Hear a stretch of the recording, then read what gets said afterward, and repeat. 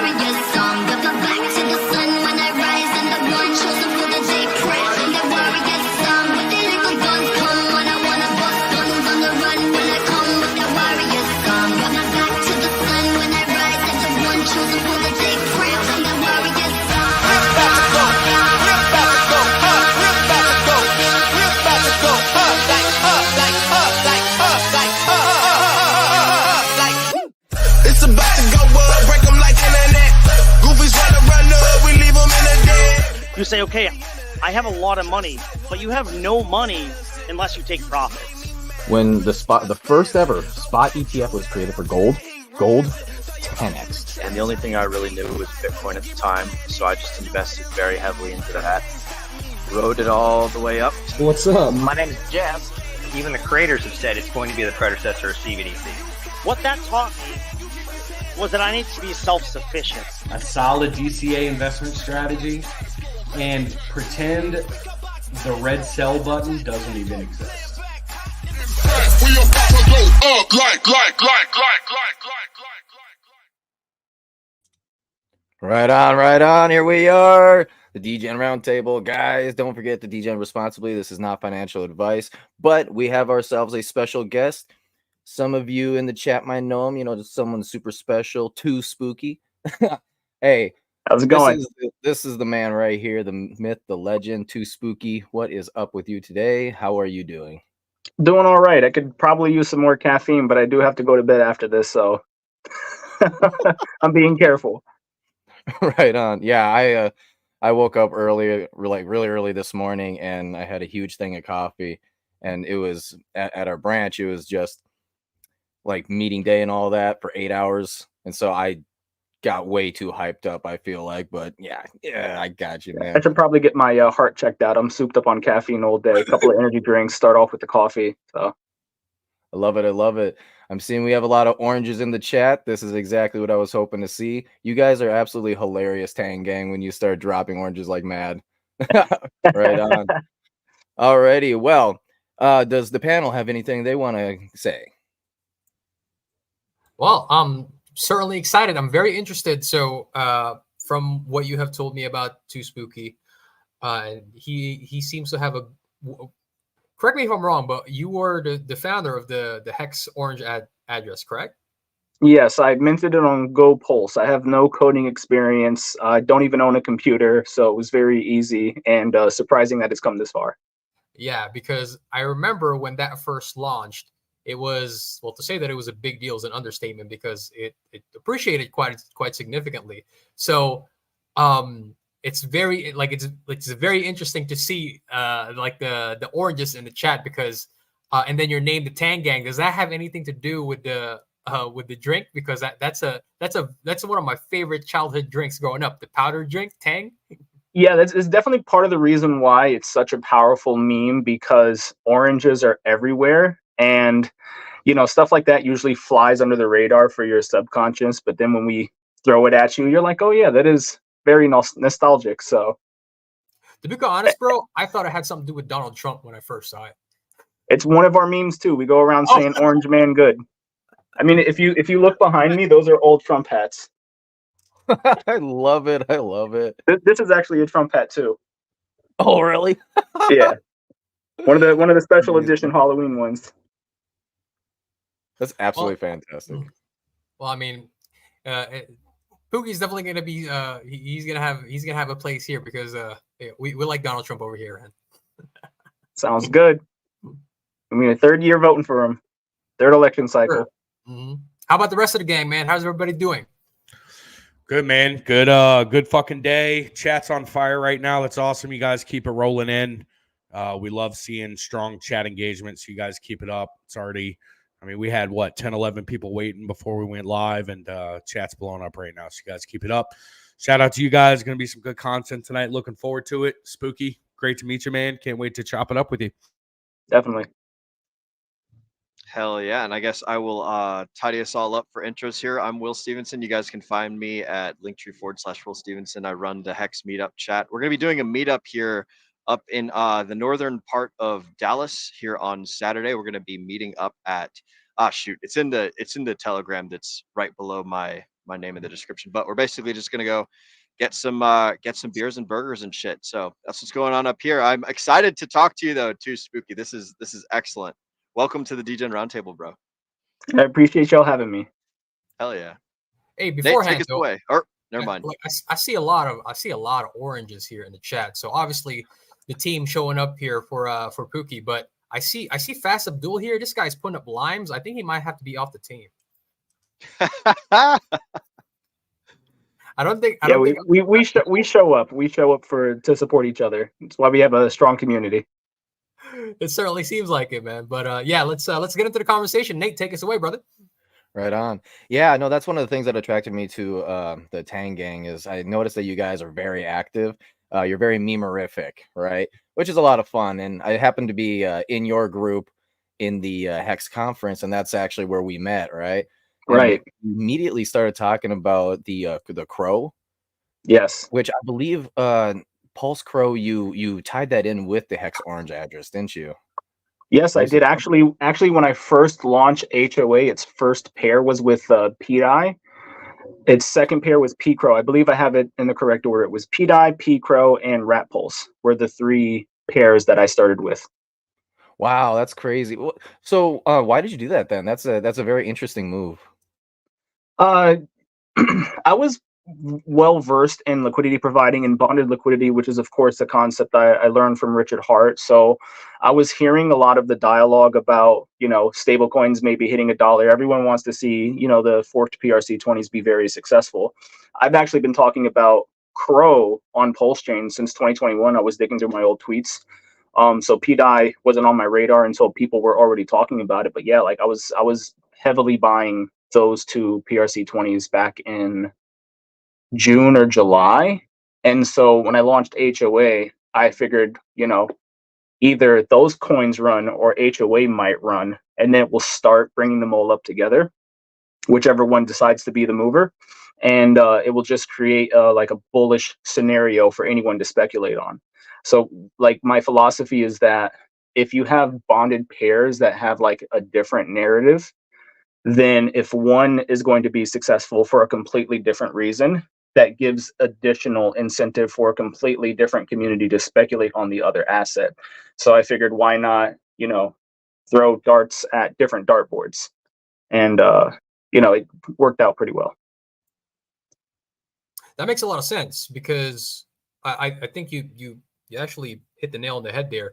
If, for example, right, like PDI starts running, people are going to start speculating on the other PRC stablecoins because they think, well, if PDI did this, what's like, who's to say that maybe the PUSDC or P Tether wouldn't be able to do the same thing? So, in your experience, has that actually panned out, like that theory?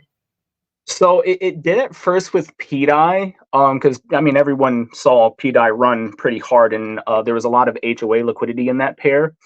But when things started cooling off, P Crow didn't really get a spot in the limelight until people started noticing me more with HOA.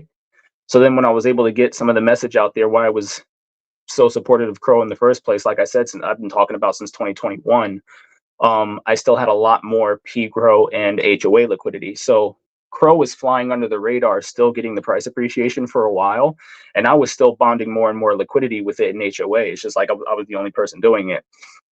But then when it finally, people started hearing my argument for it, then it really took off again, and there was definitely like a mutual benefit to both of those tokens having a really the pair right now is really thick. So yeah, definitely you've seen positives on both ends. What could have possibly compelled you to take that kind of risk, brother? Right? Because especially in the beginning of Pulse Chain, the narrative is anything that's not related to the Richard Hart ecosystem, you should probably dump for either PHEX, EHEX, PulseX, or Pulse Chain, because those are probably going to go to zero. So you took a significant risk betting on the stable coins that I will fully admit I dumped in the beginning. And not only that, but to actually, even take a greater risk by providing liquidity for those stable coins, because anybody that could have could have seen that would be like, oh, there's liquidity in this pool. I'm just going to go the opposite direction. So like, what could have possibly compelled you to take that kind of risk, man? I mean, it obviously paid off to a significant degree, but just wondering your thought process there. So when it comes to PDI, I think I'm relatively versed with well versed with like liquidity bonding and risk versus reward, pros and cons and whatnot. So like the reason why I did remove my PDI and HOA LP is because I saw that there was a lot of liquidity growing elsewhere, like with Atropa and whatnot. So when you have LPs, the more bonded they are, the more heavily influential they are in regards to each other. So when I saw that all this other liquidity was coming up from all these other pairs, I was like, okay, HOA is not really going to affect PDI as much, and vice versa, because by then the Pulse pair, we had like a really thick Pepe pair with HOA. There were all these other pairs, so they didn't matter as much in regards to each other. But like I said, Crow was flying under the radar. If you really look at the metrics of Crow, there is no decent liquidity pool with Crow other than HOA. So HOA can still like heavily affect Crow, and Crow is not going to affect HOA as much anymore because of all the other LPs. But I felt more in control as a market maker to still move things in the direction I wanted them to go, because that's essentially what you do as a market maker. The more of the LPs you have, or the more of the LPs your community has, the better they can affect it. So when I started shifting away from PDI, I started being able to focus more and more on Crow and thickening the liquidity between those two pairs. So even right now, I think in Pulse, like I have a Pulse Crow LP on 9mm, but even the Crow Pulse LP on Pulse X is not, it's dwarfed by the Crow HOA pair. So it's super solid, and it's not affected by other market factors. So it wasn't really a risk to me. It's like I was in control. You know, Spooky, we're gonna have a pretty solid combined audience tonight, and your people definitely showed up. That's awesome. For any of those folks that are in the audience right now, or they might catch us on the replay, that might not be too familiar with Crow and HOA, could you just explain that a little bit? Talk about the use case, and when you're using it, you know, what exactly are you referencing? Well, I'm not sure what you mean by the question. Like in regards to Crow, it's highly speculative, but like if you compare it to PDI, I think it's a better marketing strategy for Pulse Chain and the broader crypto space, because there's like an actual community there outside. It's already technically a multi-chain community. And if you actually dig into what HOA is about, it's not just a meme coin. It's not just about providing liquidity. It's about creating that paradigm shift, because like the future is multi-chain. So like, for example, HOA is also one of the best performing assets on Chia. Nothing to do with Pulse Chain whatsoever, but we've been able to come together and start going in this direction of multi-chain. So when it comes to Crow as a PRC20, there's already that concept of, I have Crow on Ethereum. I have Crow on the Kronos proof of stake chain on the crypto.com exchange. That's what they call it. I also have Crow on Kronos. So if we can do the same thing and have this bullish narrative where Crow does look like a decent asset to actually invest in, and you have that psychological perspective of price parity and a market where you can assume, you know, over a macro cycle, it's going to go up in value, you actually have a decent argument of onboarding people who are already multi-chain versus, you know, just stuck in their own chain. Here's the really cool thing about what you just said right there. Now, last Sunday, we were talking about onboarding into Pulse Chain, right? And I was talking about how I really like how lively Pulse Chain is right now with all the different like little groups and subgroups and all that. And I placed the the Tang Gang into kind of like a subgroup, right? So you got like hexicans, pulsicans, and then you can like go down further into like, you know, a tropa groups and, you know, hex orange address, right? Tang Gang.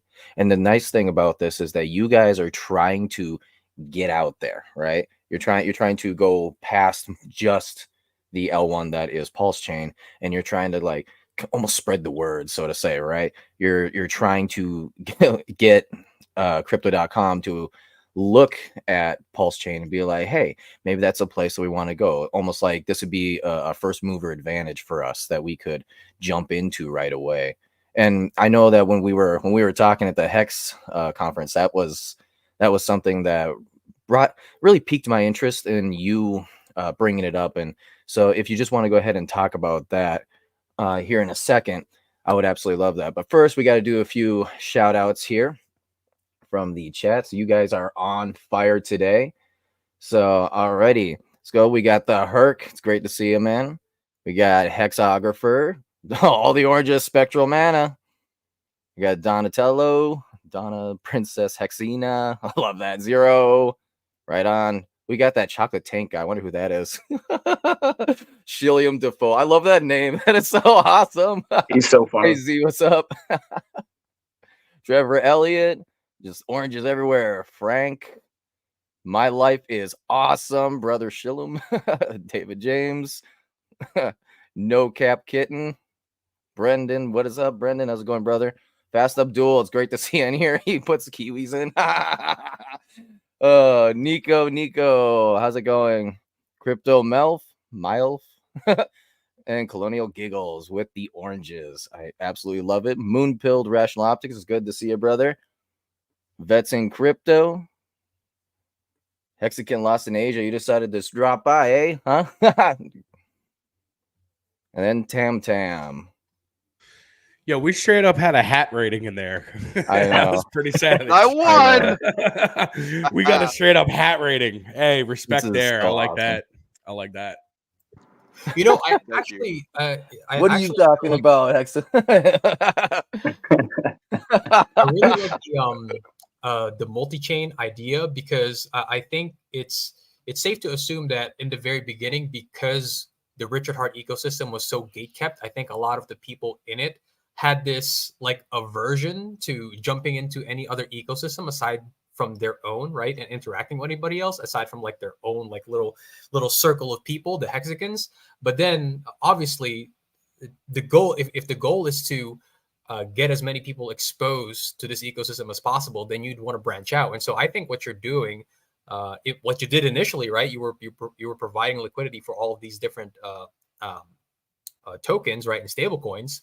Like you said, it kind of funnels into the multi-chain idea, because if those people came in and took a look at Pulse Chain and says, look, like I said, there's a community for DAI, there's a community for Crow. If those people came into Pulse Chain and said, hey, look at that, there's actually people here providing pretty thick liquidity to the token that I already really like. Let's check them out, see what they're about. Maybe there's something here. So I think that's a pretty cool idea, actually. Yeah, to go back into something else you said earlier too, like with the Richard Heart ecosystem, you can call it. It was a very us versus them mentality, which you could make an argument for it when you were just an ERC20 on a layer 1, but now that you are on your own layer 1, you're not going to shift the entire philosophy of the crypto space, where people do want to degen, or where people do want their own protocols, or they do want their own market share to have control or have their own little community. You're not gonna shift millions of people's minds.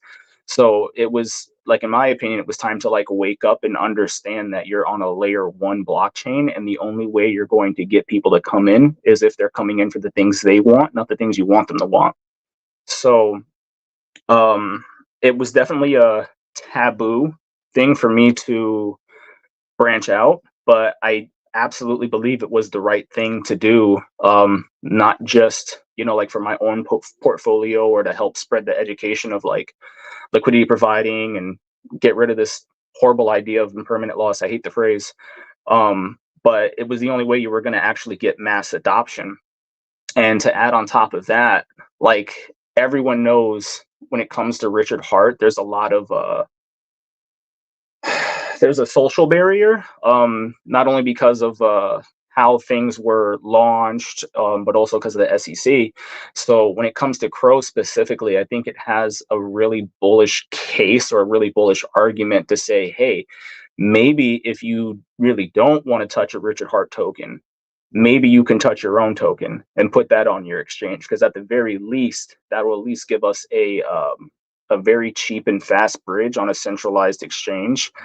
And it's not like, Binance, it's crypto.com. Like if anyone wants to dig into it, when it does come to centralized exchanges, I would trust them more than I would trust, Coinbase or Binance. They're pretty good with regulations. They did their proof of reserves. Every all customers' assets are there. I'm not going to say put your entire net worth on crypto.com, but there's definitely worse options. So when it comes to crypto.com's perspective on avoiding the scrutiny of touching a Richard Hart token, in Crow's case, they don't need to. It's their own token, and getting Crow on their exchange is not a foreign concept to them because they migrated from Ethereum back in 2021. They used to just be an ERC20, and then when they launched crypto.com, they allowed users to deposit one-to-one the ERC20 for their own proof of stake chain. And then they also have the EVM, Chronos. So it's not a foreign concept for them to go onto other blockchains or to go through the process of adopting a token that they forked. So it's actually a lot easier for them to do. And when you combine all those factors together, it's just like the only PRC20, in my opinion. There might be others out there. I don't know every single PRC20, but like from my knowledge base, Crow is the option that makes the most sense to not only rally behind as an entire blockchain, but to also get a cheaper bridge in and out. Like if you go to crypto.com, like you can buy the ERC20, deposit it on crypto.com. You don't have to make any swaps. You can literally just pull out Crow for Chronos, the CRC20. No exchange whatsoever. They just honor it one-to-one. And so if they were to do that for Crow, your transaction fee going from crypto.com to Chronos is 1 Crow. And that is significantly cheaper than any other option we have right now because bridge fees or other exchange fees are absolutely insane compared to the price of a single Crow.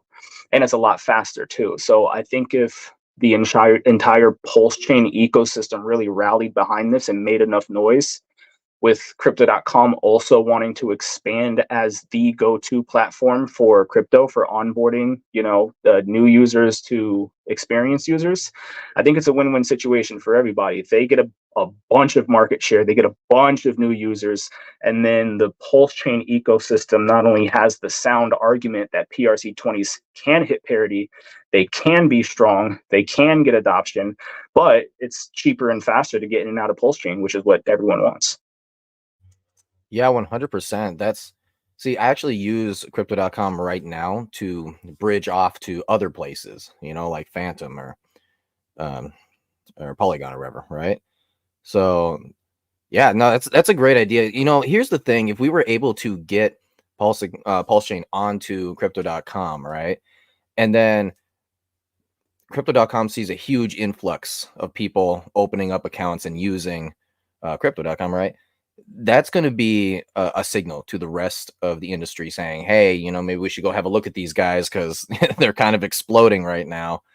So I really do highly agree with that. That's actually what happened with Binance and why Binance has so much market share it does now, because the exchanges that were out there didn't want to touch meme coins and whatnot. Binance was like, there's an opportunity here. So Binance basically just started listing everything they could. And what happened in the industry is that in order to compete with Binance, they had to start listing other things. So I believe that Pulse Chain and Crypto.com are in the perfect storm right now to have another massive influx of adoption both ways if they do this, because now not only will everyone have to compete with the idea of honoring a PRC20, but they'll want the market share of Pulse Chain. So I like this. There's no real argument against this, in my opinion.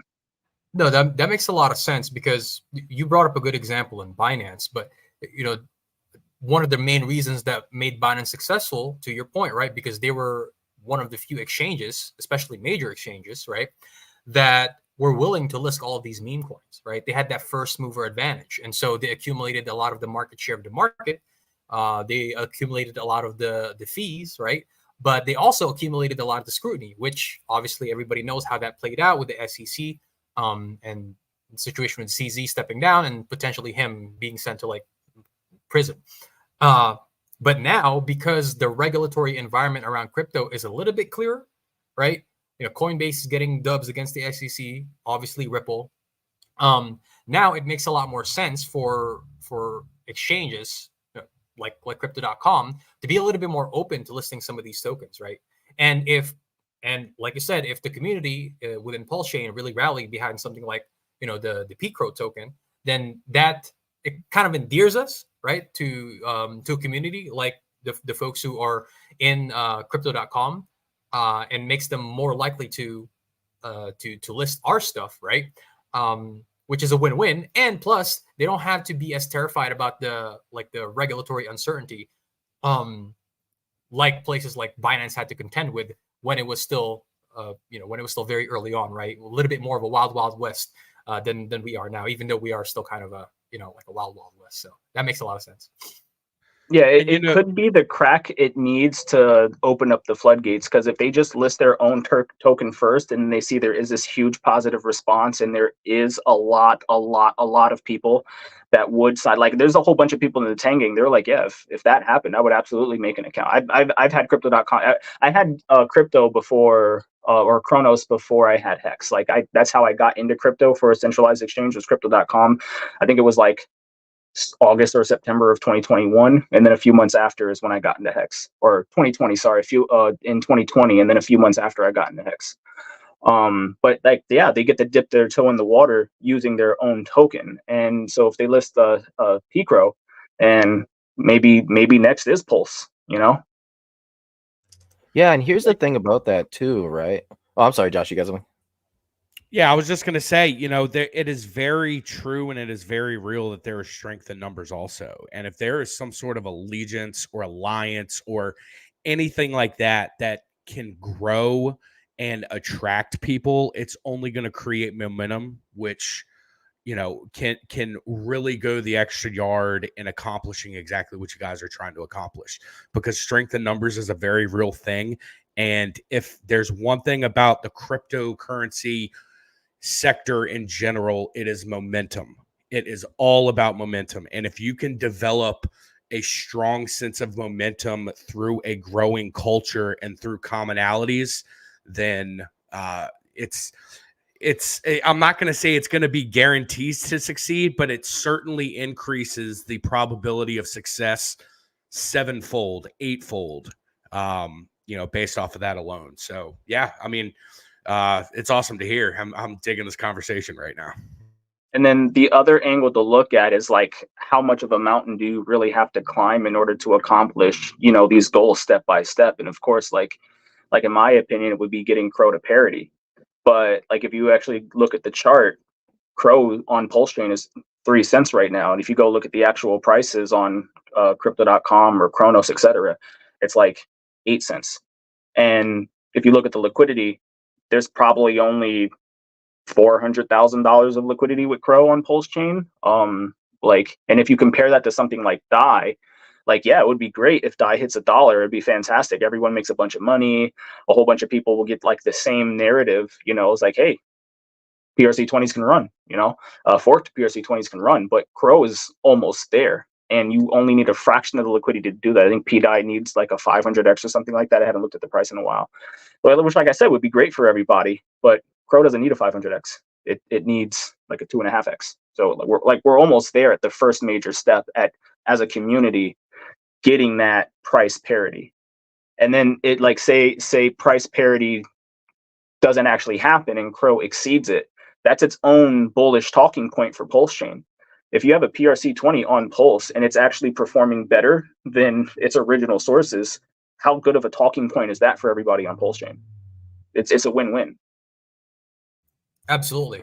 And even I think here's another thing that kind of popped into my head. Even the people who are very hesitant to open up the doors to all of these other different players, I think they're also I think there's a little bit of disconnect there, because the way that I see it is, even if these people don't ever interact with our RH token, right? Like, let's say these people from the Crypto.com community came onto Pulse Chain and the only thing they did was interact with whatever pairs were involved with the Crow token, right? It doesn't really matter in terms of people who want who support Pulse Chain 100%, because all of the fees that are going to be generated from the swaps made between those pairs is still going to, like, a portion of that is still going to go towards buying up Pulse X and burning it, right? So it contributes to that buy and burn function of the token that you like already, right? So even if these people came in and they had no other interaction besides the Hex Orange address, the HOA, and the CRO token, like, the fees generated from those swaps is still going to, like, help contribute to the growth of Pulse X and Pulse Chain as a whole. Yeah, absolutely. It's just more capital coming into Pulse Chain, even if it's not your favorite tokens. And it's better for onboarding overall if they have a comfortable environment to play in. So it's a lot better. Like, even if you don't agree with their investment strategy or how they handle it, it's still better for your bags to have them processing transactions on your favorite blockchain, especially if you're like, well, the whole reason for Pulse Chain to exist is to save people from gas fees. So even if it's not your favorite tokens, you're still doing them, a service, and they're doing you a service. So like I said, there's no real reason to not at least attempt to do this, because it's a win-win either way. And just like, and Jay, just like you said, even if folks came over and they really didn't have anything to do on Pulse Chain with the Richard Heart ecosystem, right? It would still foster a sense of curiosity the more and more they played around in the ecosystem. So that right there is a natural driver of interest in and of itself. Because if you can bring people in that initially have no interest and you can get them comfortable in a system, they know how it works, they understand the routine, they understand different things, then they're going to be more susceptible. I don't know if susceptible is the right word, but they're going to be more inclined to show a little bit more interest, start dabbling their toes in different areas. And then before you know it, they are knee deep in the Richard Heart ecosystem and didn't even intend to do it, just because of the interest and just because of where this path led them. So, yeah, it puts them in front and center for them to at least hear you, even if they're not supporters. And, like, if you actually dig into the community of the Tang Gang, there's a whole bunch of people in there that, like, legitimately don't like Richard Heart. They were like, I would never touch any of his products, but you got something special here. So they've actually jumped on Pulse Chain. They've bridged. One of our biggest creators is like a Chia guy. Like, I don't know if you guys have heard about the Tang Talks, the NFT is basically a smartphone. He's a Chia guy, and he just came over to Pulse Chain. We just onboarded a Solana artist. He wasn't getting as much traction on Solana. He came into the Tang Gang. He's getting a bunch of traction now. I had recently, I think maybe just a week and a half ago, someone DM me, and they're like, yo, you're doing something really amazing here with, like, all this liquidity providing. This HOA is really solid. I regret fading it. This guy told me that he did not buy HOA when he first saw it because it had the word Hex in it. It's like, there's a lot of opportunity here. If you just open up, you just have to allow people to open up the doors. That's a fantastic example, man. Because it's like, so I spoke about the fact that even people who don't interact with the RH tokens, by virtue of them using the DEX, it's going to contribute to the buy and burn. But you also brought up another really good point, right? You have two examples of people who would have had nothing to do with anything within Pulse Chain because it's associated with Richard Heart, right?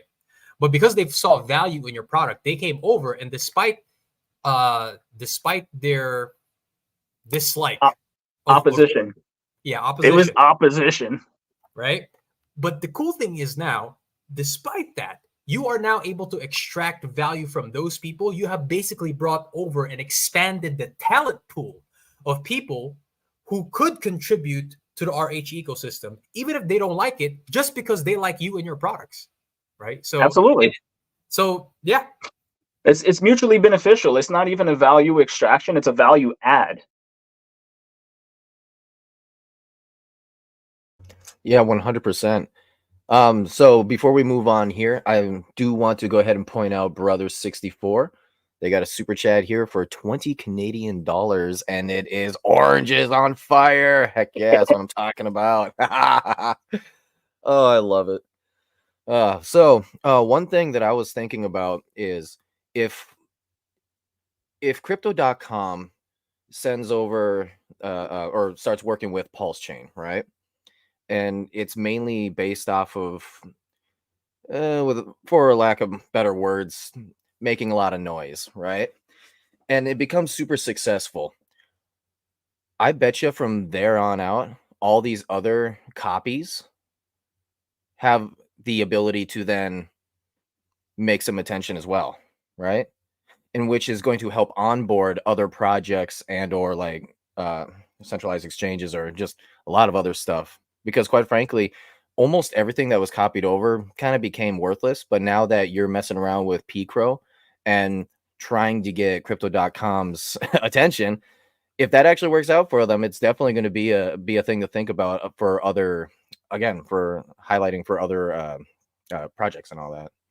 Yeah, it gives credence to speculation.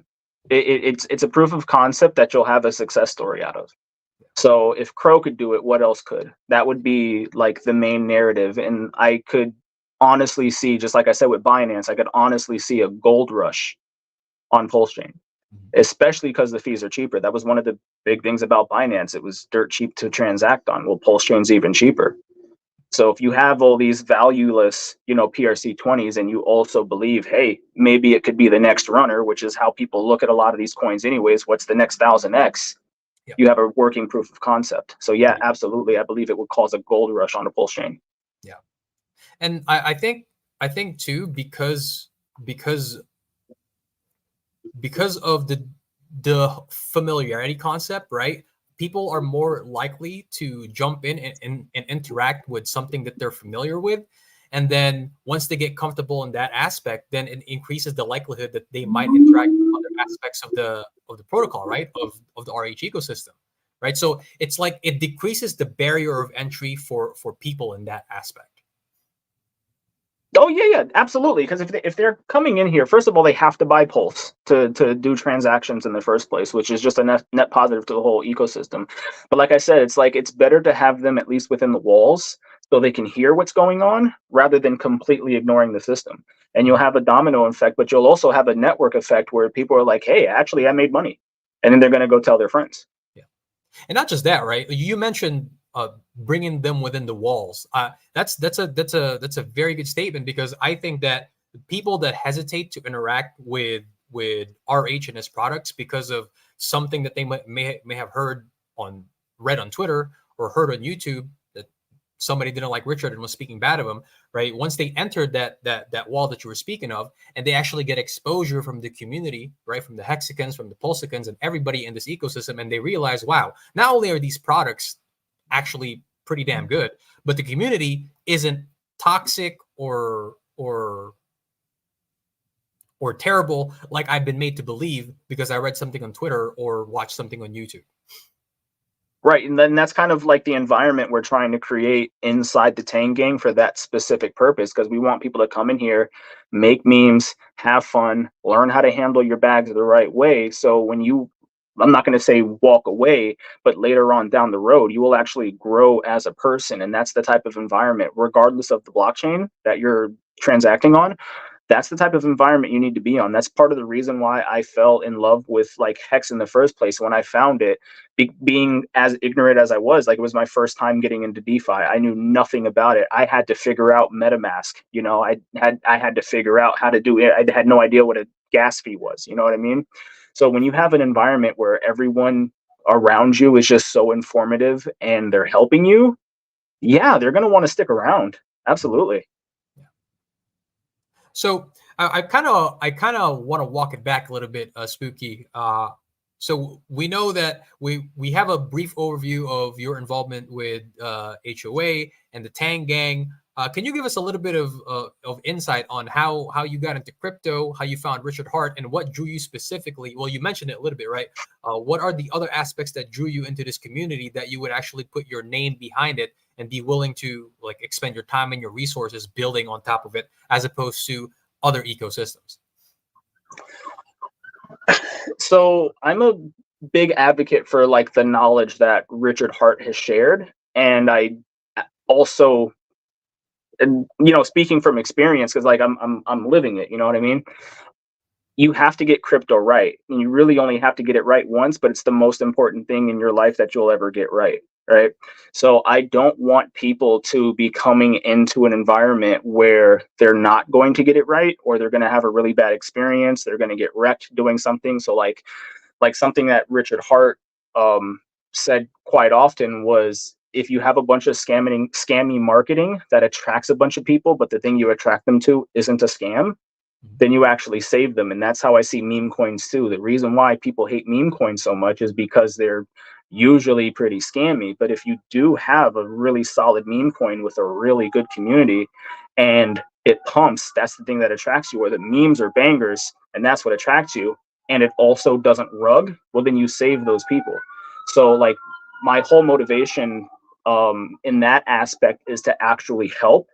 But at the same time, I know, like, being in the Richard Hart space and being on Pulse Chain to save people from gas fees, because like you still can't transact on ETH. It's horrible. The average everyday person cannot afford to transact on Ethereum.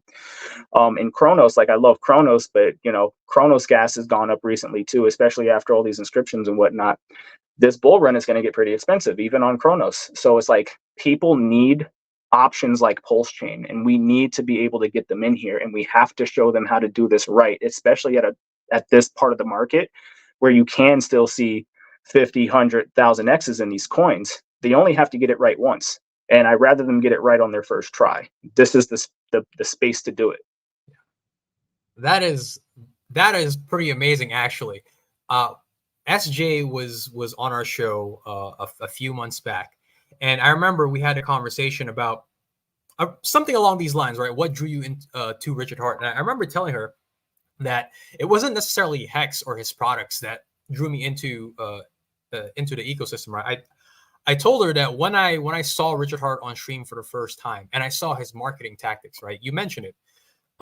He used these quote unquote scam marketing tactics, but what he actually did was he attracted people with these scam tactics, but he did the opposite. Instead of scamming them, he provided them a good product, right?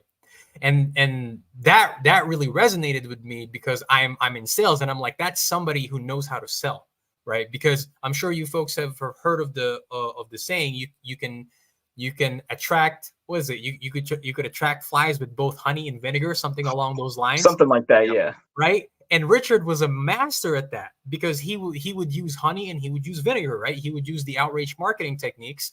That's the vinegar. But then when you actually sit down and watch him on stream, talk about crypto, talk about Hex, talk about Bitcoin, talk about Ethereum, whatever it is, right?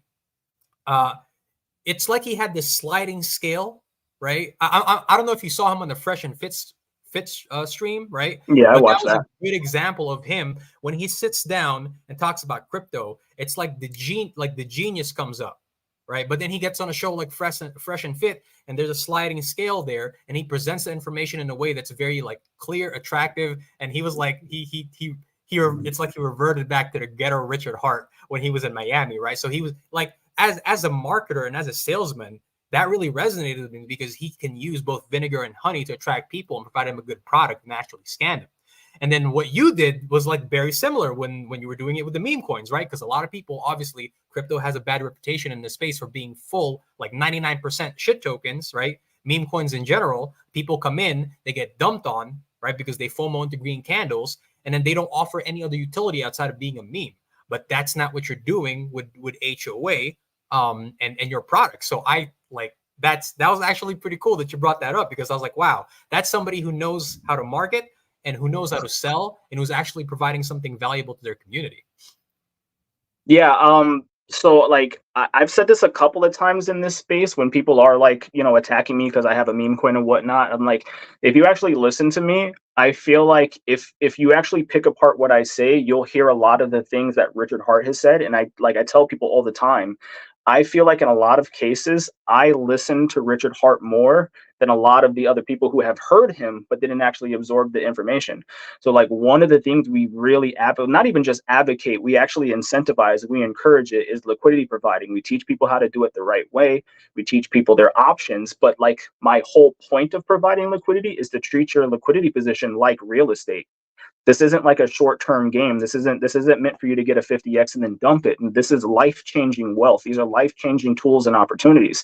So like if you have a decent size, and decent is relative, like we're at still bottom prices in this bear market, you can still see 50, 100x. So if you get like a decent sized position and you just sit on that LP for like 20, 30 years and you're just harvesting fees because you have a conservative mindset of passive income rather than just trying to dump on your friends, then you're actually doing things the right way, not only for yourself, but all the people you care about. I'm like really opposed to shilling your favorite investments and then like market selling on all the people you shield your investments to. You can be net neutral, harvesting the fees off of other people making trades.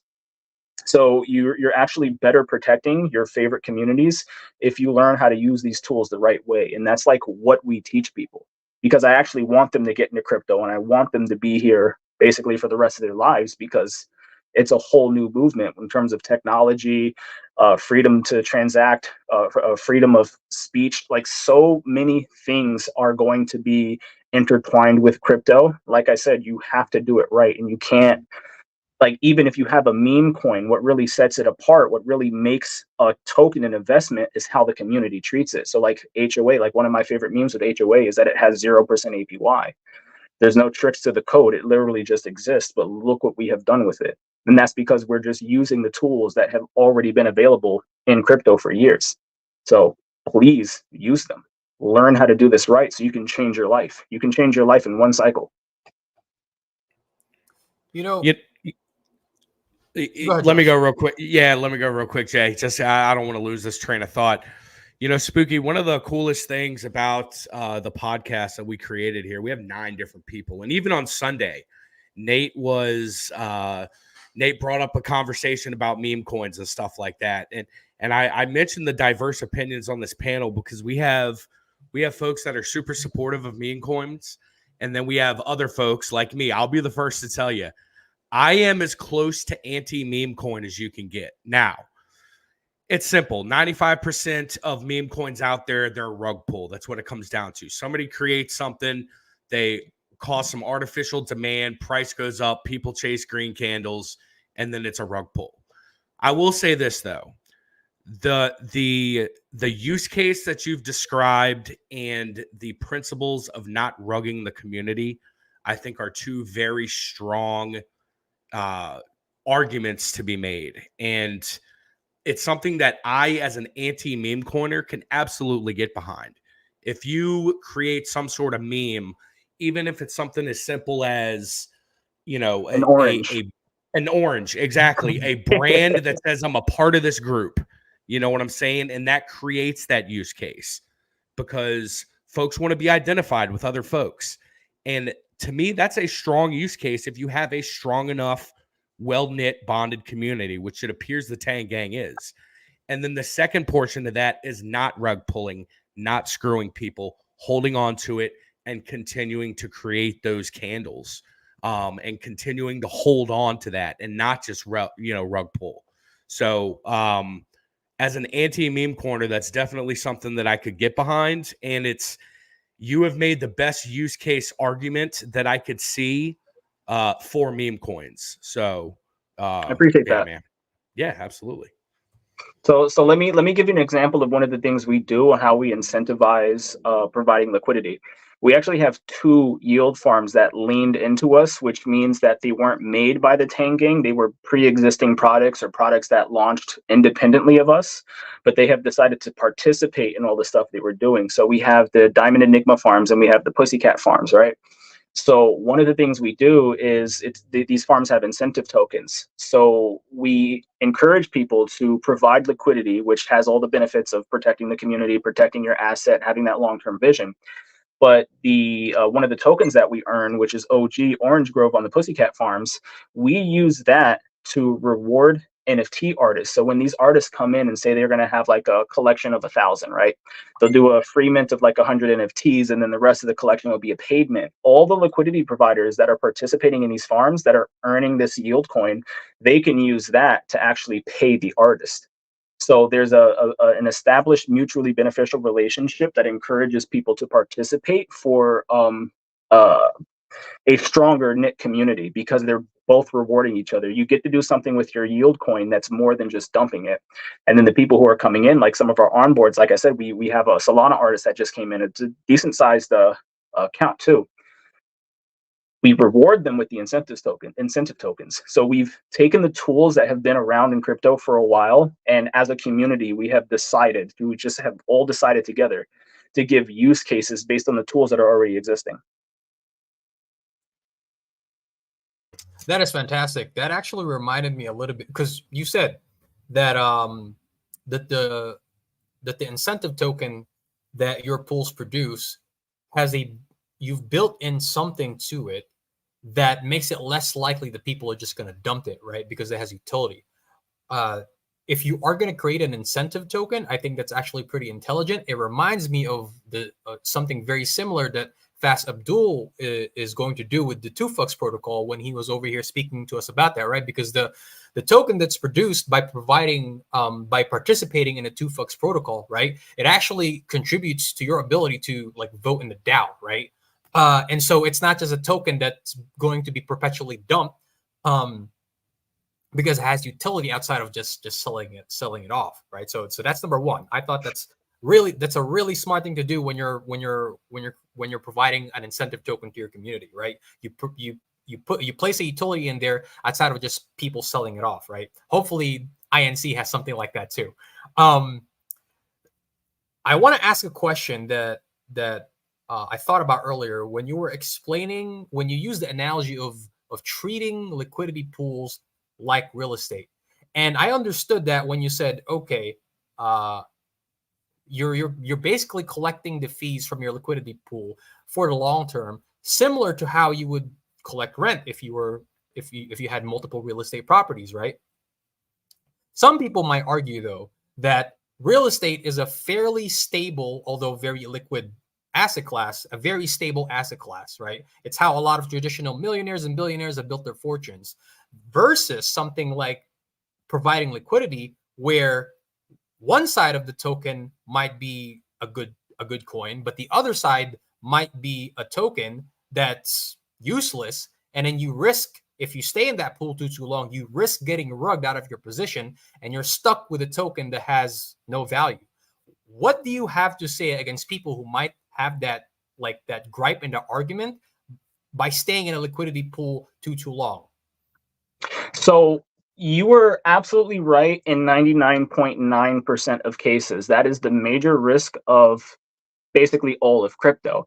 And the reason why that is a risk is because most people, they can't really gauge what other people are going to do with their bags. So you're kind of playing this game of hot potato with your assets, because the communities usually for these coins aren't real communities. They're just a whole bunch of individual token holders that are speculating on the same asset. So what happens is, because you have things like liquidity pools and a bunch of people sitting on assets, they can immediately at any time just dump their assets. Technically, that's the same way for HOA, but because of the way we encourage liquidity providing and educating people, it doesn't work out the same way, because a majority of the holders in HOA aren't interacting with liquidity pools the same way the rest of the 99.9% of the crypto market is. So going into real estate, most people have to essentially OTC their properties with either a bank or a third party to sell their houses. They don't have a reserve of trillions of dollars that they could just immediately go dump their house into and then take out all the cash. If you could imagine all of the houses on the market being backed by a centralized pool of funds, everyone could just dump their houses. And if all the value of the houses was determined by that reserve, then the more people that sold their houses, the lower the rest of the houses would be valued.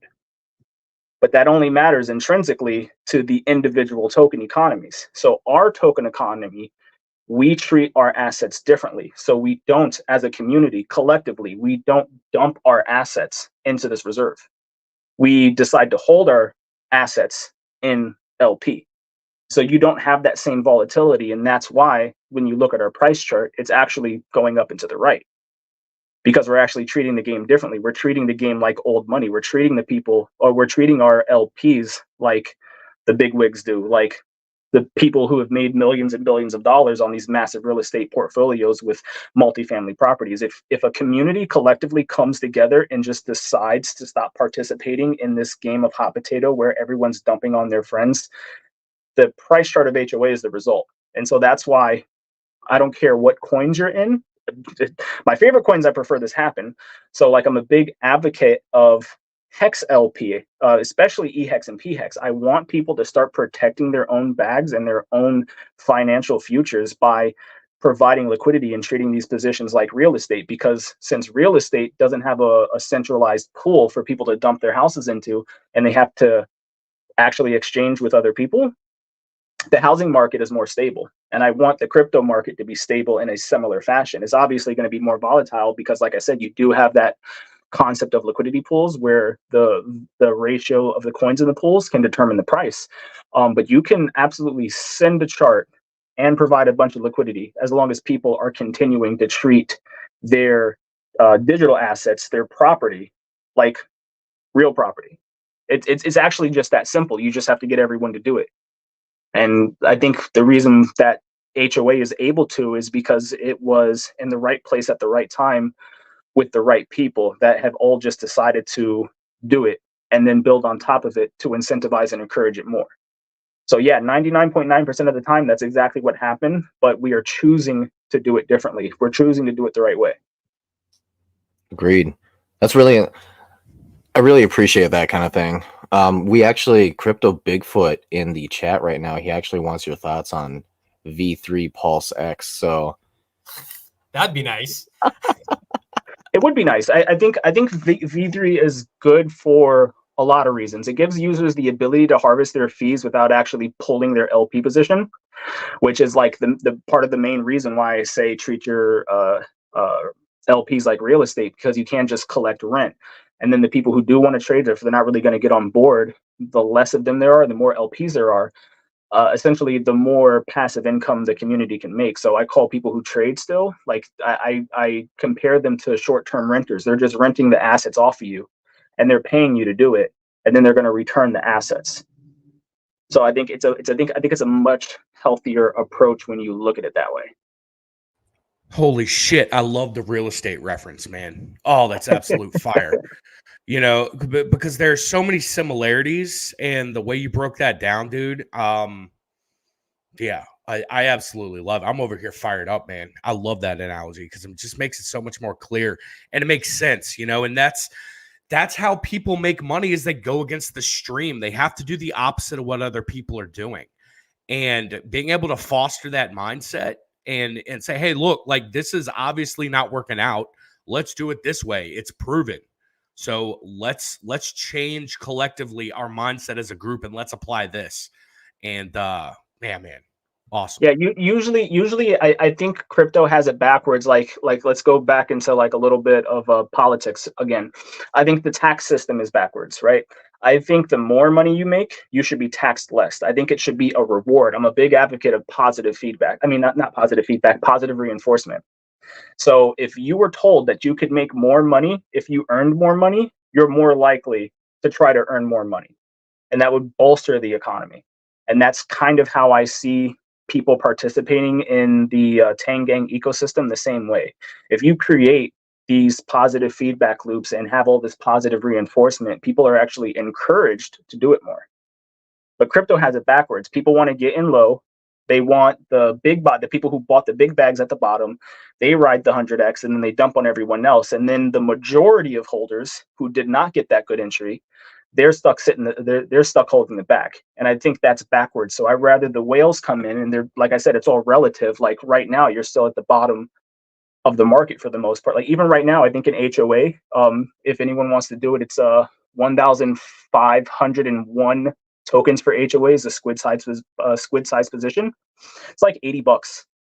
So it's like if you really compare where things are compared to the macro cycle, you're still early. You're still early to Hex. You're still early to Pulse. You're still early to HOA. So you still have the opportunity to be these whales, the people who do get to be market makers and control the price. And right now, communities have the time. They have the opportunity to actually get it right and do it different this time. So we don't wreck the majority of holders and retire like 10 people. I want hundreds or thousands of people retired because the other fraction of that supply, the fraction of the community that's trading, they're paying all those other people to retire off their LPs. That's what I want. We do it backwards. So you've given us a pretty good argument as to what makes not just participating with HOA, but your community in general. What makes what sets you guys apart from other meme coins, right? And why somebody who comes into this ecosystem might be a little bit more at ease by providing liquidity and treating it like, as you said, real estate for the long term, right? So you've laid out a pretty good argument as to why that is. A cynic might ask, what makes you so confident that the community will conduct itself the same exact way for the next year, 5 years, 10 years? So at the end of the day, what it really comes down to is whether something is viable. And that comes down to the individual user. So it's like we've seen, especially in the Hex chart, we've seen people dump like $12 million. And usually they'll say, well, if I sell now and I come back later, I'll buy more later. So it's not even like they're really planning on leaving anyways. They just feel like it's safer for themselves to do it.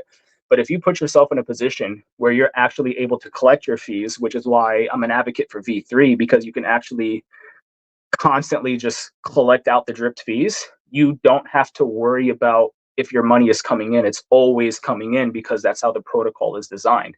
So when people are actively engaged and they're actively getting rewarded, and like I say, we encourage it with positive reinforcement, I know from a psychological standpoint that there's no reason to worry about if the money's coming in or not. You're encouraged to do it. So why would you shoot yourself in the foot and exit your liquidity position and lose your passive income when it's been treating you well for so long? And with the way we have designed it, we don't just have like one stream of passive income. Like the 9MM protocol is going to be airdropping a token. It's a staking token that shares its protocol revenue with the stakers. So that's just one aspect, and you can earn that token from the airdrops for providing liquidity in the first place. Liquidity that's earning you passive income. Then we also have the yield farms, like I said, or you're getting free NFTs that you can sell. So there's just so many different angles that we're working for passive income. It just doesn't make sense to exit the system. As soon as you get in and you actually see what's going on and you're understanding it, then you start understanding why the price is going up. Then you start understanding what it actually means to provide liquidity and how stupid the concept of impermanent loss is. And you're getting like 4 or 5 different passive revenue streams. More to come. The Tang Talks are going to have passive income too. I'm not even going to get into the Tang Talks. There's a lot coming for those. But there's so many different ways to make money using the tools available to you. And we're literally throwing them at people. We're like, look, passive income, passive income, passive income. So not only do the people who come in have a good experience, they're like, hell yeah, I'm going to stay around. As a person also benefiting from the system, I'm saying, hell yeah, I want to stay around. So if I want to do it and then all my friends want to do it, it's nothing but confidence. That's fair. It's like, why would you shoot the golden goose, right?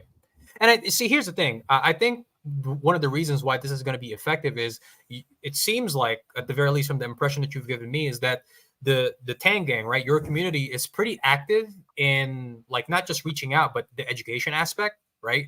So you're giving the people that come into your ecosystem, like you said, right, the tools that they need in order to make full use of the different ways that they can make passive income, so that they don't just kind of resort to the knee-jerk reaction of, oh, I'm getting this incentive from providing liquidity in this pool, I'm just gonna dump it. So that's probably one of the better arguments that I've heard as to like why something like this will work for the long term, instead of people kind of just reverting to their, like how they behave in crypto in general. Yeah, they're not going to be coming into the Tang gang, learning all this knowledge, and then leaving the Tang gang to go back to the old habits that don't work. Like that just doesn't make sense. It's going to happen, and I'm seeing it happen in real time, where people are coming in, they're learning how to be market makers, and they're learning how to use the tools the right way, and they're also speculating on other tokens, other investments, and they're going to be treating those different token economies a lot better than they would have prior to being in the Tang gang. So it's an overall net positive. I foresee two hurdles that you guys might have. I want to mention them, and I want to give you an opportunity to respond. And if you rebut them, that's awesome. But just definitely give you the opportunity to respond to them. So number one is, as the community grows and as more and more people funnel in, it's going to create more and more distance between the leaders of the community, the OGs, and the mindsets that are in place right now, and the mindsets of the new folks coming in. I think an easy way to make sure that doesn't become an issue is to empower every single new person that comes in. Set up, if it's a mentorship sort of program, or just continue to instill the mindset that have gotten you guys to this point. Because as you guys grow, like I said, it's only natural. It happens in every large organization, every large group. The more you grow, the more and more the leaders and the original ideas and ideals that were implemented start to drift away. So that's number one. It's definitely accomplishable, though. I mean, that's something that you can accomplish. It's just, it might be a potential hurdle. And number two is it stays along the same lines, but as you have new flows of folks that are coming in, they're going to come in with a completely different mindset and a completely different experience level. I feel like we saw a lot of this during Hex, where for the first 2 years of Hex, every single person was doing what Hex was designed to do. They were buying their Hex and they were staking it out.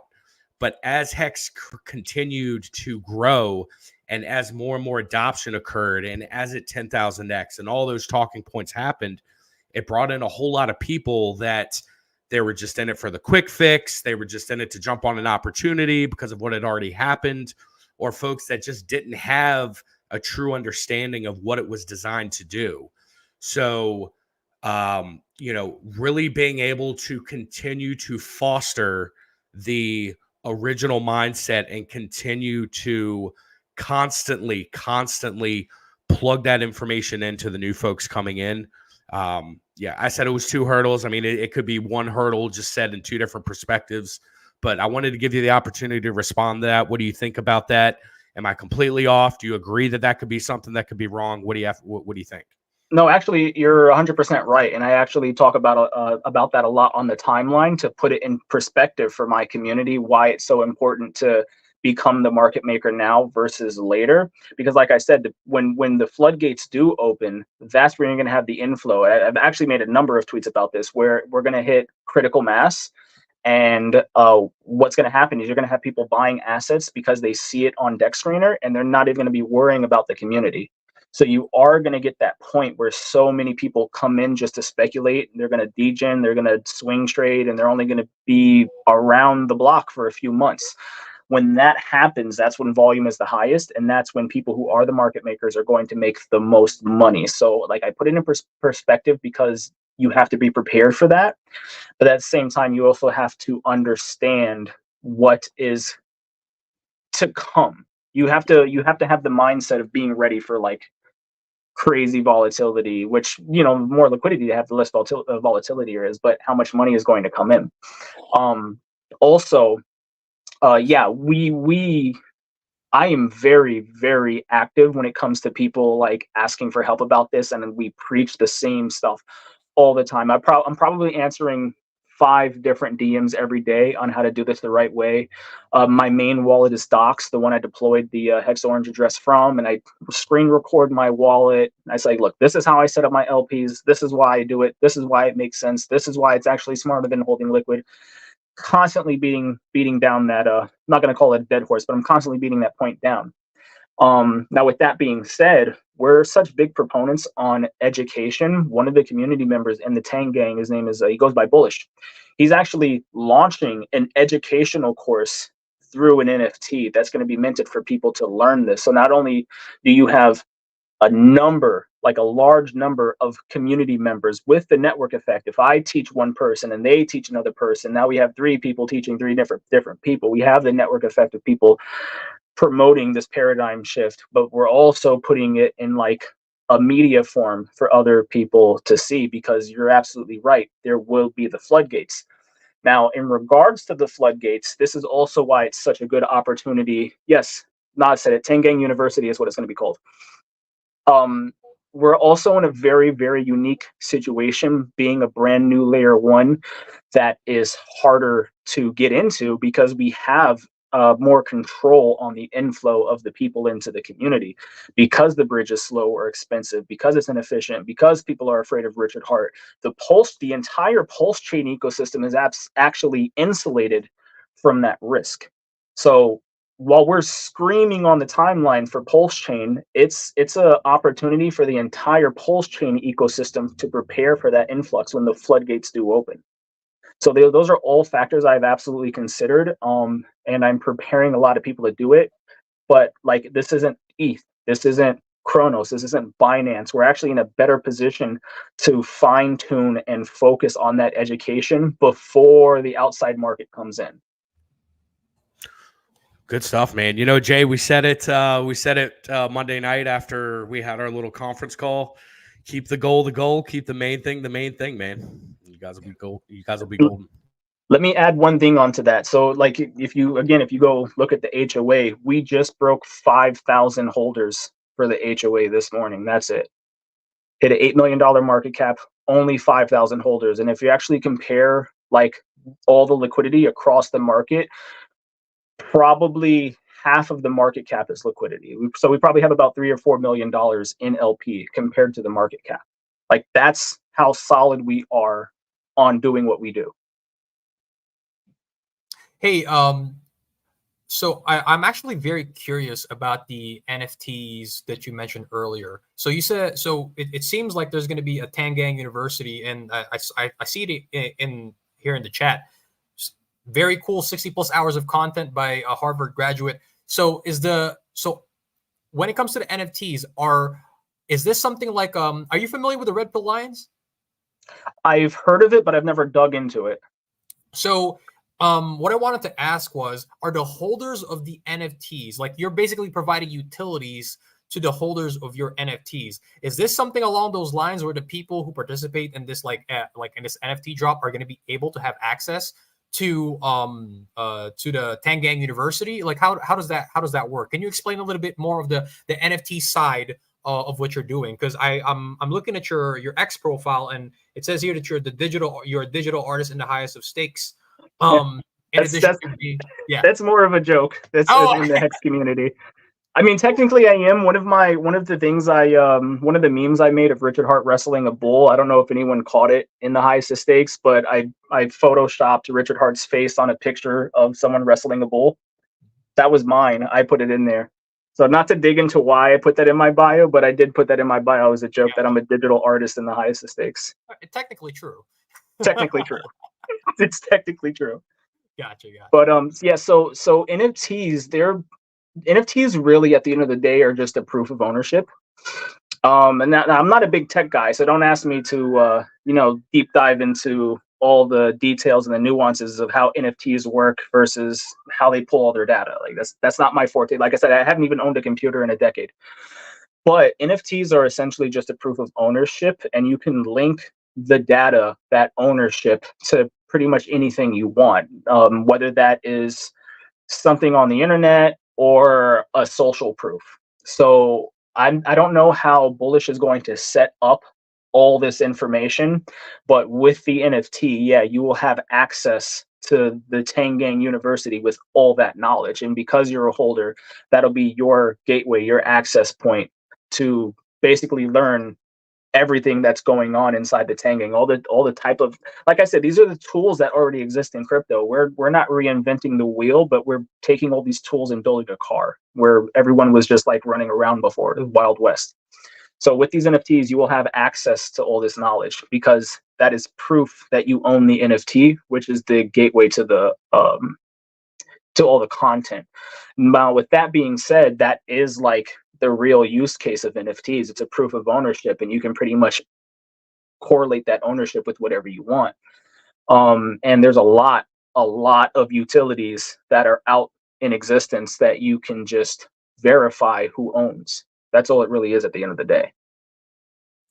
So I saw Naz brought they brought it up in the chat. It says that HOA holders gets to mint a Unipass. So is this something that all HOA holders are going to be able to do? Like, do you have to hold a minimum amount of HOA? Like, how does that work? It depends on the NFT collection. I don't know about this specific one because, like I said, I'm not the tech guy that runs this stuff. I make memes. Oh yeah, I'm seeing the comment now. But depending on the mint, we'll have different qualifications. Like for a while, we were using the number 69420 as like the metric to determine whether you got a free mint or an airdrop. I When love we it. first started doing that, that only cost $100, but now it's like $4,000. So we're actually making a new NFT collection to make that a little bit easier.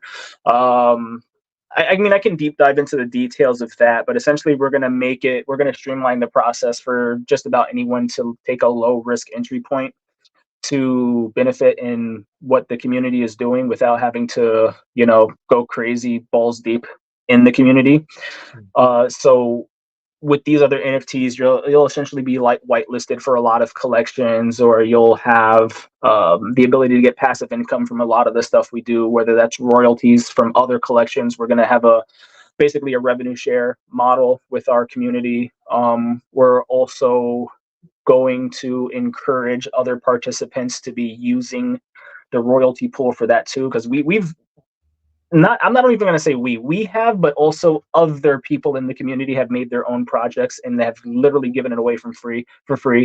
One of the coins we just got for free is called Pulp. It's a reflection token of HOA. Like that was just airdrop it, and so many people have done that in the last 6 months now that it's, like I said, it's actually built its own token economy of giving things away for free that have real value or real benefit to the user. It's positive reinforcement, and it's a value add system that just keeps growing.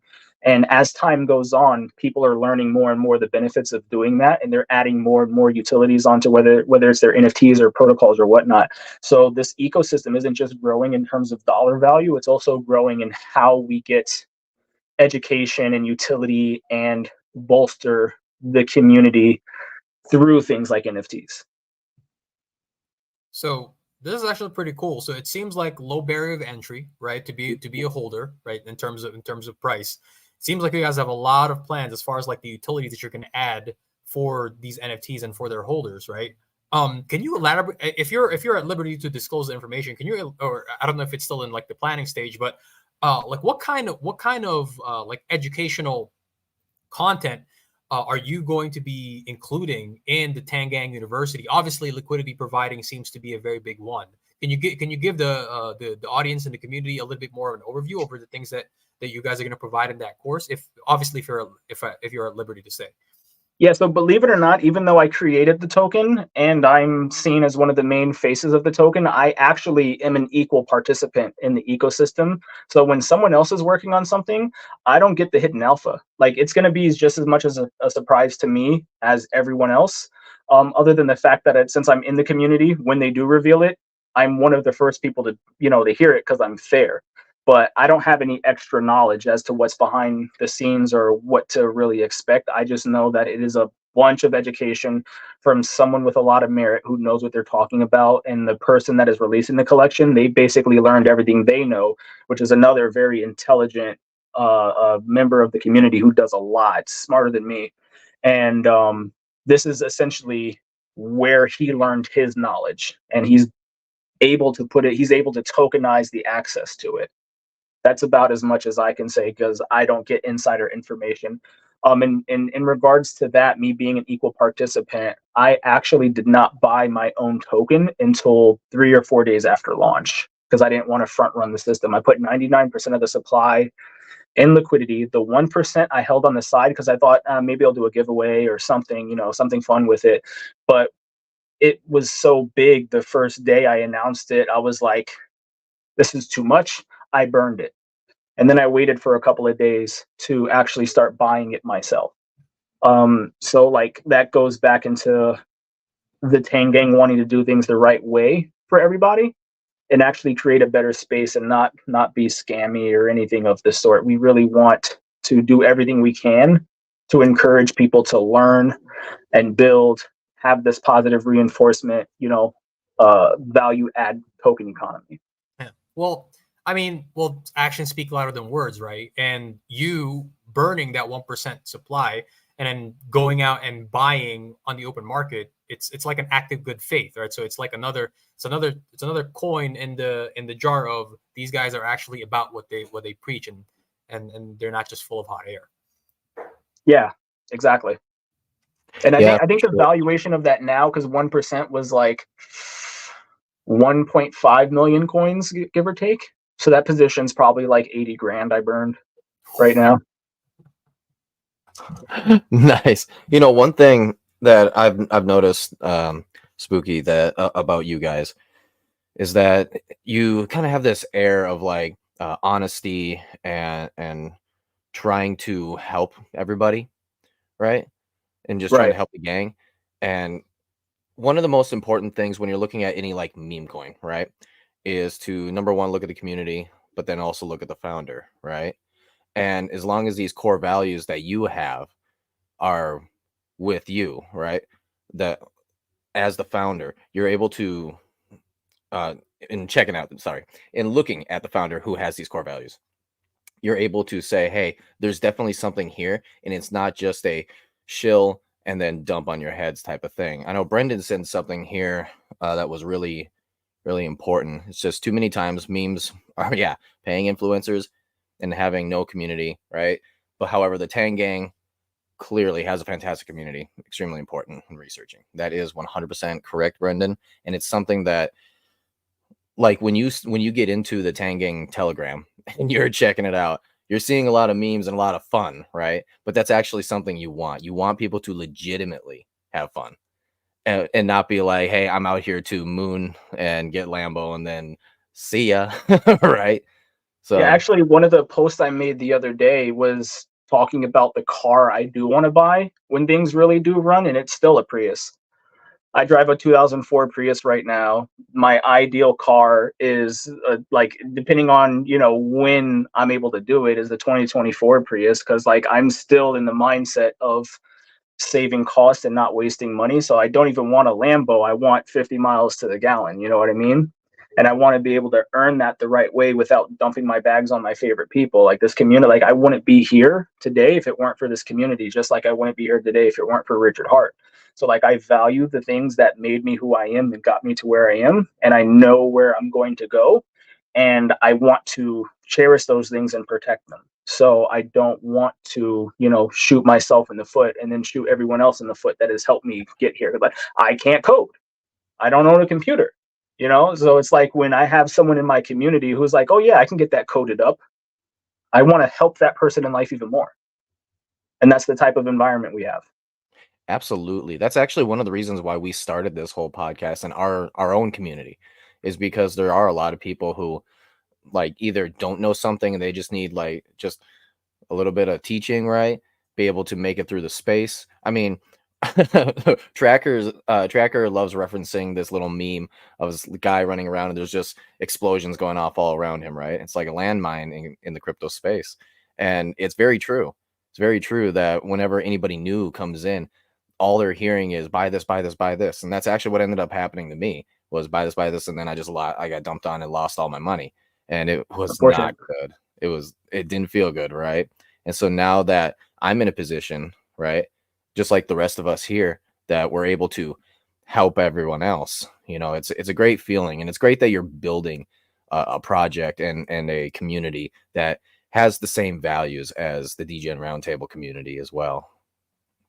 Yeah, these values are there. I think on an individual basis, these values are there for most people.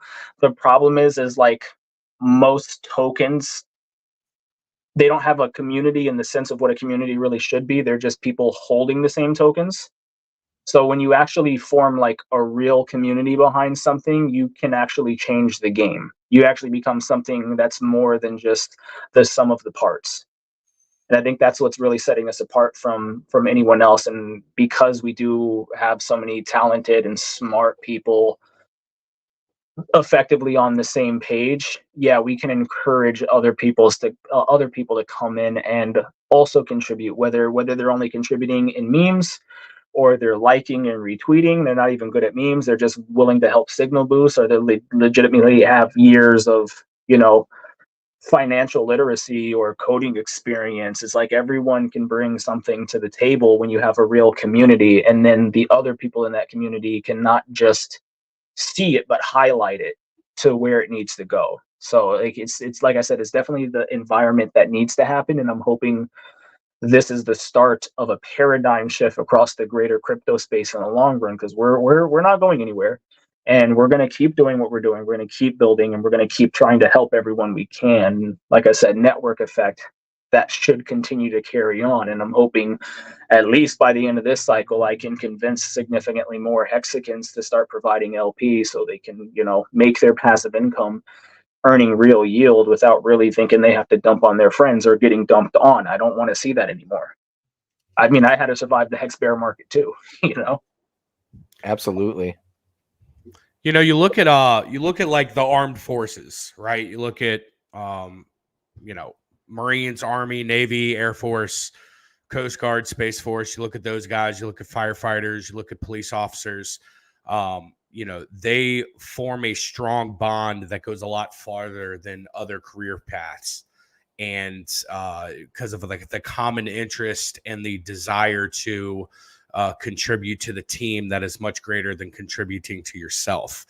And if that's something that can be fostered in a group, then it's only going to bolster and strengthen the group. And it sounds like you guys are on the right path. It sounds like you guys are forming something. Sounds just like what we're trying to do here also. We're trying to foster something that is greater than ourselves. The efforts that we can put in, individually will hopefully go towards, building and enhancing the team. And it sounds like that's exactly what you guys are doing also. Absolutely. We're a family. The 10 gang is like literally a family.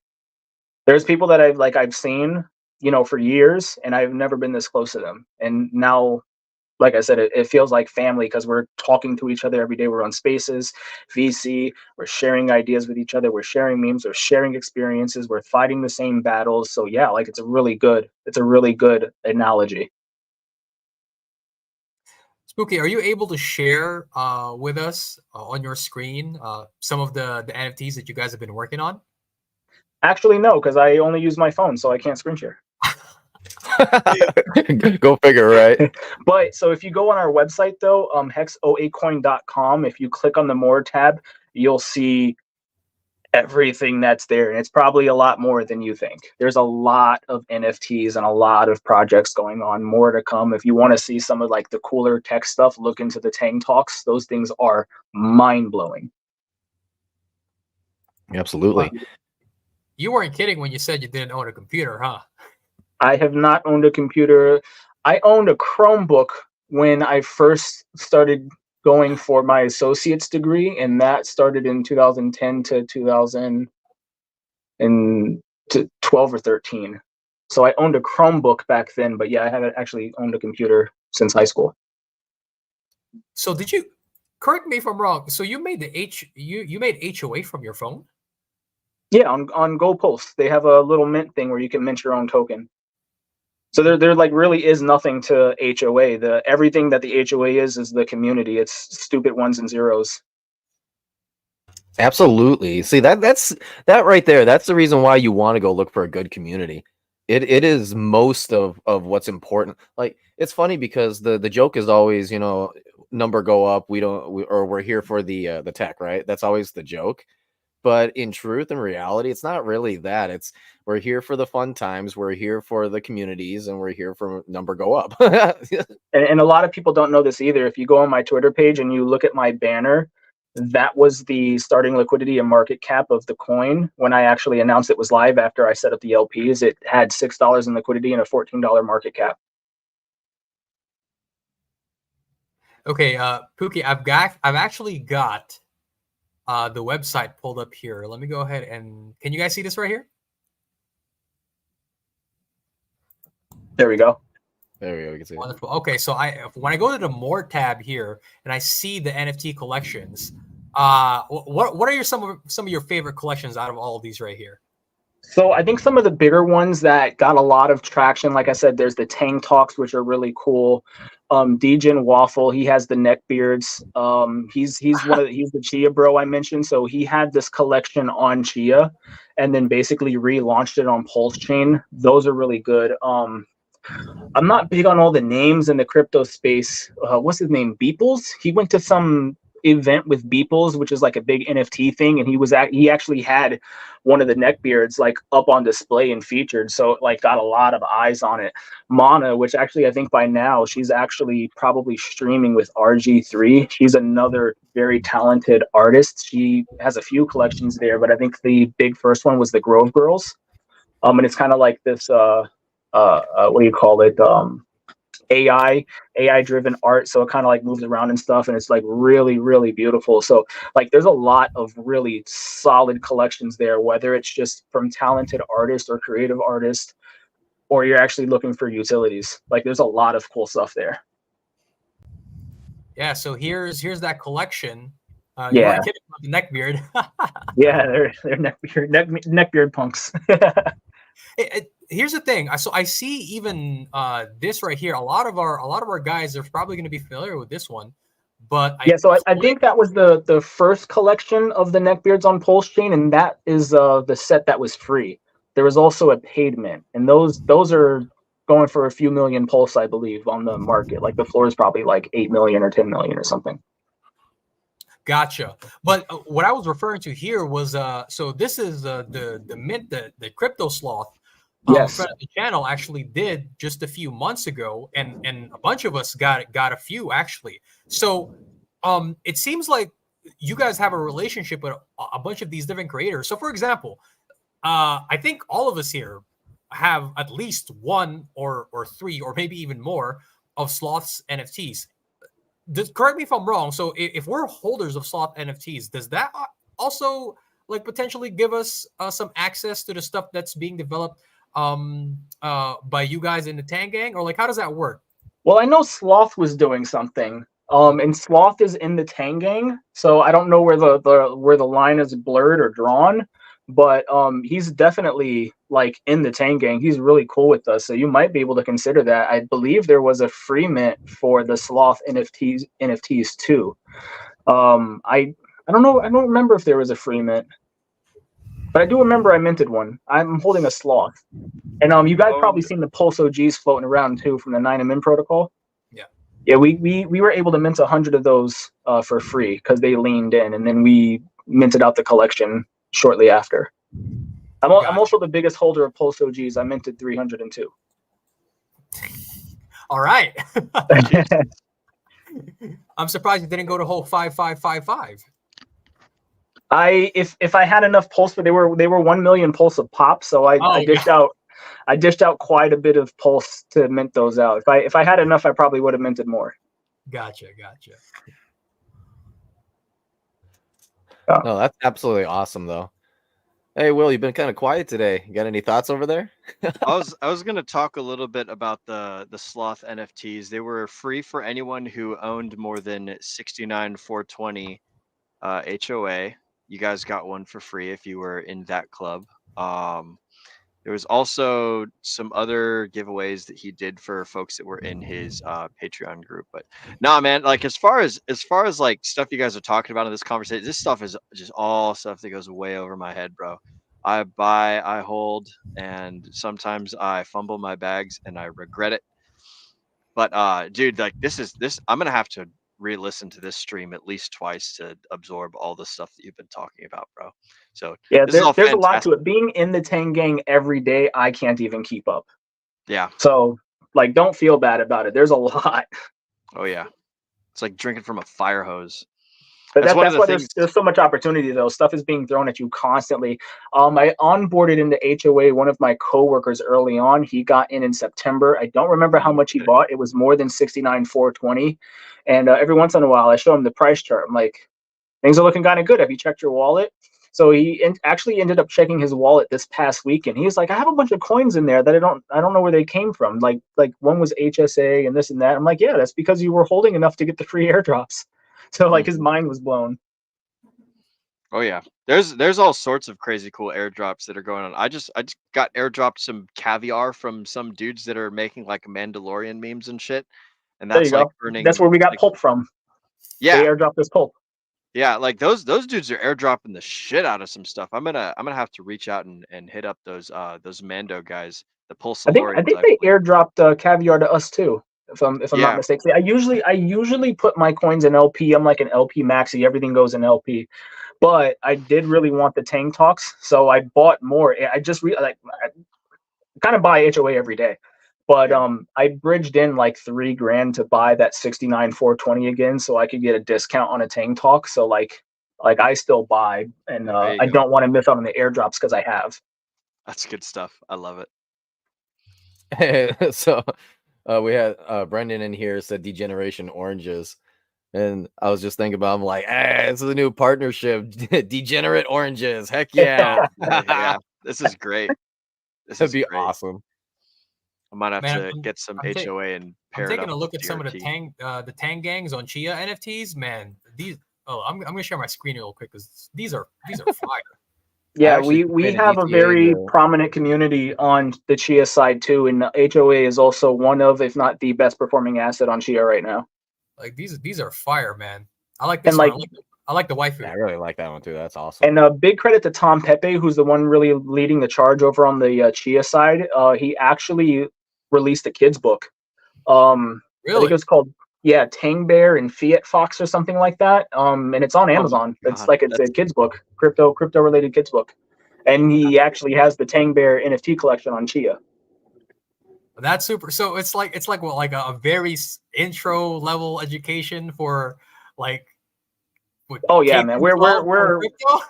We're That's hitting so dope. many different angles. Like I said, I can't even keep up, but we're hitting so many different levels. It's really a paradigm shift. It's like a revolution that's unfolding in real time. That's super cool, man. Hey, so look, Spooky, we want to be respectful of your time. So can you give us, can you give the audience some knowledge about like what you're planning in the future, like things that you have in the works? So what's going on with the Tang Gang? What's in production for the next next few months or so? So, like I said, even though I'm technically the founder, I don't get all the insider knowledge on everything that's being built or what everyone else is working on. I can tell you that I have been inspired to do my own stuff though. So I want to encourage people bridging in Crow liquidity because like I'm actively working on making Crow successful, you know. So I'm launching a a Loaded Lions collection, Loaded Lions inspired collection on Pulse Chain. And it's gonna have like a lot of cool stuff in it. I think it's gonna be more unique than the original Loaded Lions. But I'm going to be doing the Mint and Crow bridged in Crow from Ethereum. So I think it's going to be the first collection, unless someone tries to front run me, it's going to be the first collection minted in a bridged in token rather than a native token. I can't tell you what the plans I have with that, but there's other plans in the works on top of that. I don't want to reveal too much. It's not going to be just JPEGs. But yeah, so I have that in the works. And like I said, we also have like what I'm going to call the main Tangang collection that kind of streamline all this process of getting airdrops out, having passive income with a low barrier to entry so you can participate without having to worrying about it.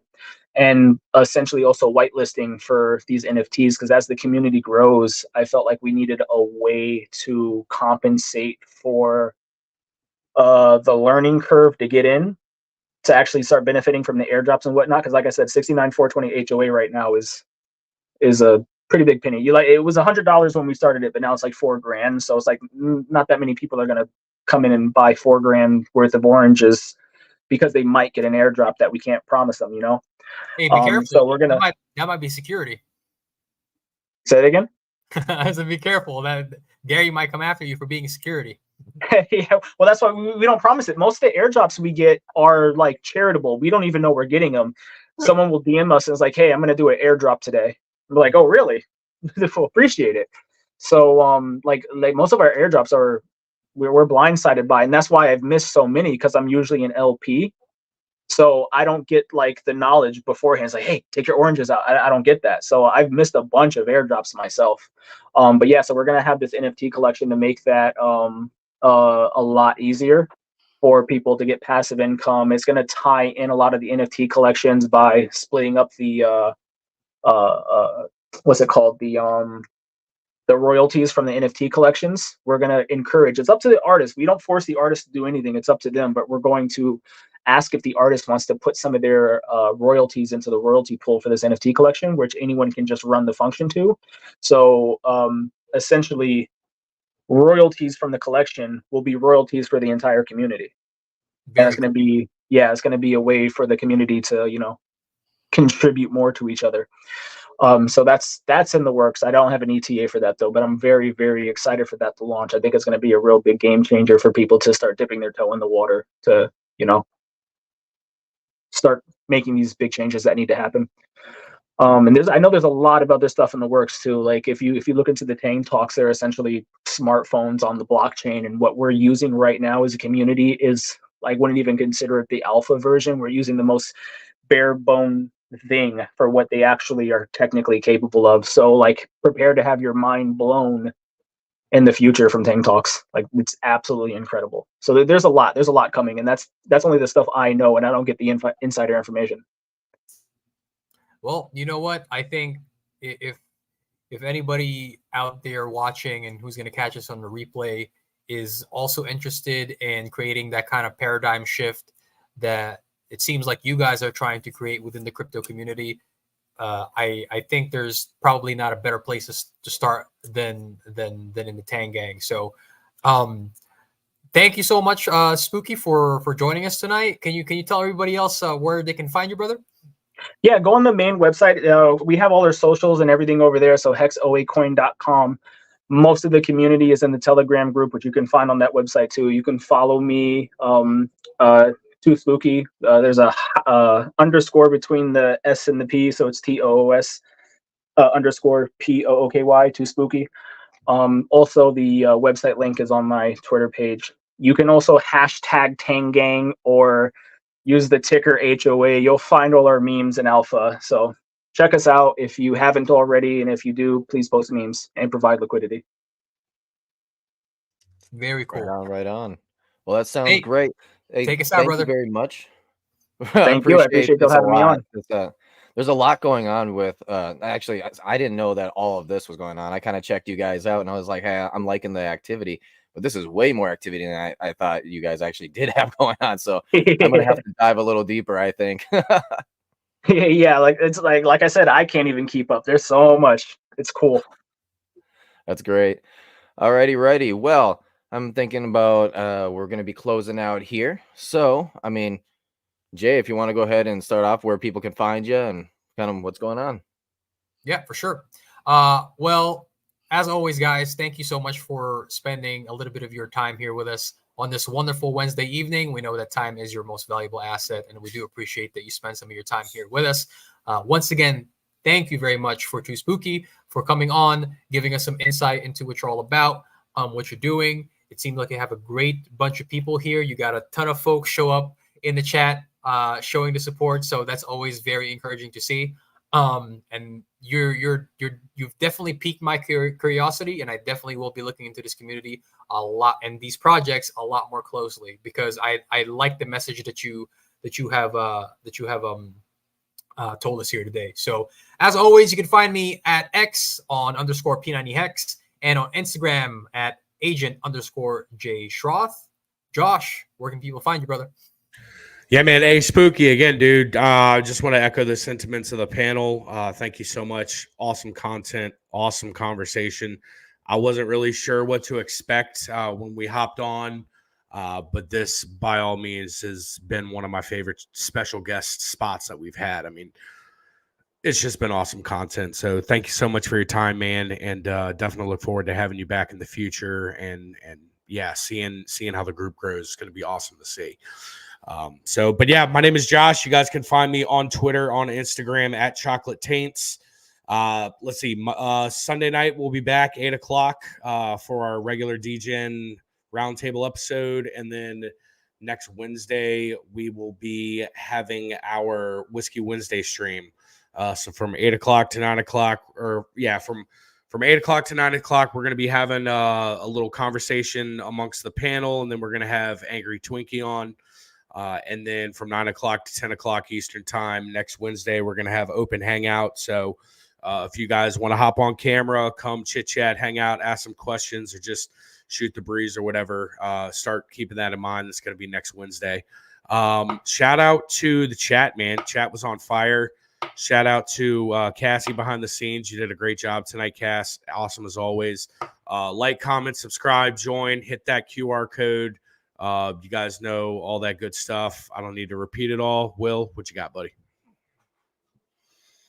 All right.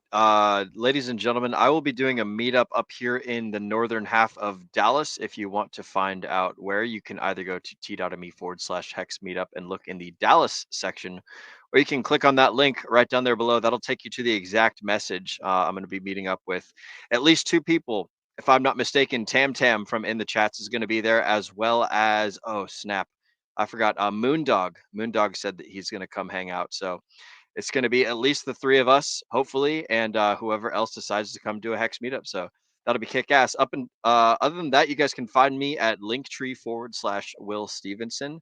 And again, make sure you guys join the Telegram, scan that QR code, go to bit.ly/degenerate_roundtable, and join fucking this orange guy. Join these orange dudes Telegram. Go spam some oranges in all sorts of chats and go provide liquidity and go do all that stuff. This is going to be fantastic. But Yeah, much love to you all. absolutely. And yeah, Nate, go ahead and take us out, bro. Hey, Yeah, quick question real quick. Yeah, Nate, before you go real quick. Spooky, do you guys have any folks, am I seeing this correct? There's going to be somebody on RG3 stream in about 15 minutes. Yeah, actually, one of the creators I mentioned, Mana, she does the oh god, the name's not coming to me right now. The cats. Sorry, too much information, brain overload. She has someone gonna post it in the chat. Someone please post the name in the chat for Mana's where are they? The Pussycats? I don't remember. Sorry, Mana. But she does like this art in VR, so she'll put the headset on and she'll like paint in 3D for these cats, and she has a collection for them. She also did the Grove Girls too, but like the cats are really, really cool. Pulse Cats. Thank you. Yes, Bullis. I like it. I've seen those. Yeah. Those are great. Yeah. Hey, panel, Nate, you guys think we should do a stream raid on RG3 stream after this? Oh, you're goddamn right we should. Absolutely. Okay. I'm ready to All right, roll, cool. baby. So, Tank Game, we know you guys are going to be over there. Guys, if you're in the DJ Roundtable community, make sure you guys check out RG3 stream immediately after we hop off here. Let's go ahead and stream raid it, have a little fun, give some shout outs and stuff like that. But Nate, take it away, buddy. Right on. Yeah, well, this has been the DJ Roundtable, guys. Thank you very much for joining us here today. This was absolutely fantastic. I'm so glad to have you on too, Spooky. Like, I swear we're gonna have to do this again. You got a lot of information. There's a lot of things going on over there with the Tang Gang. So yeah, we gotta look deeper into it, I think, because this is gonna be really good. With that being said, though, this is the Ascending Man. This is Nate McGettit. Sorry. I literally just did my stream yesterday, so yeah, but this is Nate McGettit with DJ Roundtable. Don't remember, guys, DJ responsibly. We about to go up like.